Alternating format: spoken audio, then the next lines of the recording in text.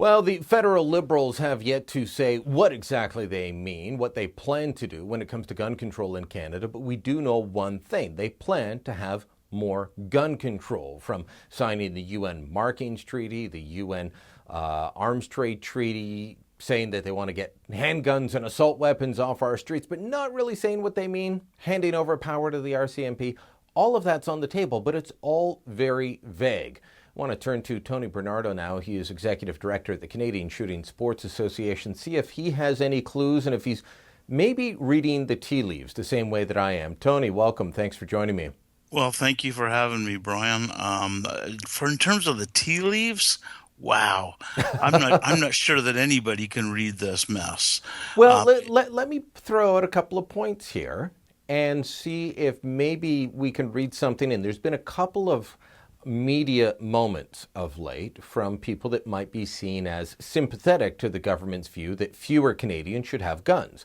One, and this was a couple of weeks ago now in French media, French CBC, I believe it was, Senator Céline Hervieux-Payette, never a fan of Canadians owning guns. She doesn't even like the RCMP having rifles on Parliament Hill to protect MPs after the terrorist attack. Doesn't like it at all. She talked about we've got to forbid Canadians from storing guns in their homes. You've got to keep your gun at a shooting range.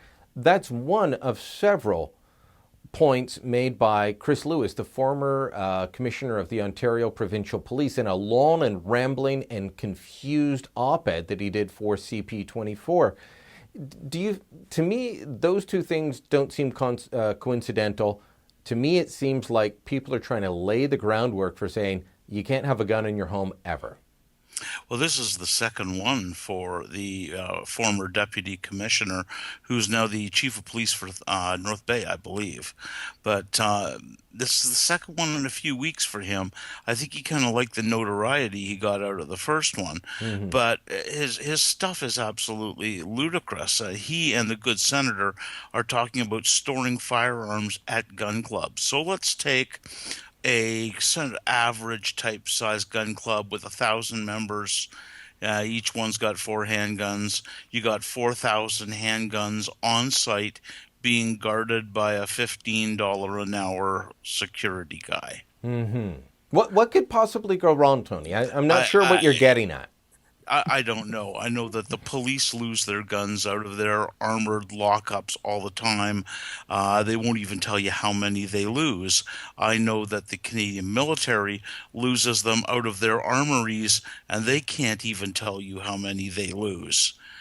God only knows what would happen when Carlton, the doorman, is guarding 4,000 handguns, and one of the gangs decides those are the ones they want. No disrespect to the security guard, but you've Right. got a well-organized, well-armed criminal gang coming in, and look, they tell store clerks, give them what they want. It's not worth your life. It's going to be the same here, and Right. if you want a fully armed, professional security system, guess what? You're going to have to pay for it. That would essentially make gun clubs unaffordable. I think even the storage aspect would make it unaffordable for most gun clubs to continue operating. Well, that's right, and it would be prohibitively expensive to even put even the most rudimentary kind of lockups in these places. But that doesn't really solve the problem. I mean, many of these gun clubs are a long way from the nearest police departments. That's because municipalities make you build the gun club out in the hinterlands so that it's not in the middle of the city, because the fact that you're transporting handguns legally and stuff like that gets everybody all goosebumpily or something like that. So they make you build the gun club out in the middle of nowhere where the police can't get to it in any kind of a hurry. And then they're going to put one employee, maybe two, at, like I said, $15 an Yeah. hour to guard thousands of firearms out in the middle of absolutely nowhere. Like, as you say, what could possibly go wrong? I can think of one gun club that is in the Ottawa area. Yeah, It's maybe a few hundred meters from a major highway. yeah, But the way that the roads work around there, it takes you 5 to 10 minutes to get to it once you're off the highway. So you right. think of the OPP patrol going by, they get a call, something's going on. they're going up and down back roads trying to get to this place, as you say, which Yep. is due to zoning and due to public concern, often the hinterlands. Yeah. Let me ask you about Commissioner Lewis's op-ed on handguns. He first off laments the passing of the gun registry, the long Yep. gun registry, as he's talking about handguns being used by criminals for crimes in Toronto. Right. And then he wants the long gun registry brought back, which doesn't have anything to do with any of that. Exactly. Nobody's walking around committing robberies or shooting other gang members with a 30-06 at Jane and Finch. It's not happening. No, not And at it's all. not going to happen. Never So did.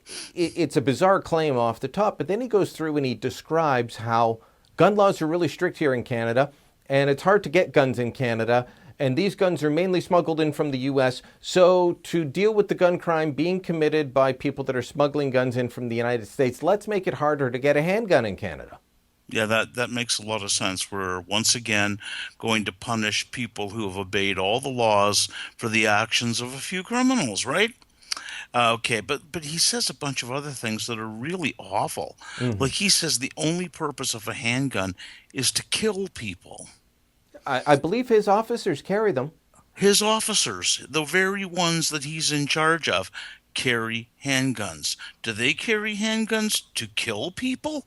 Because, boy, I'll tell you, if they do, we're really giving them to the wrong people.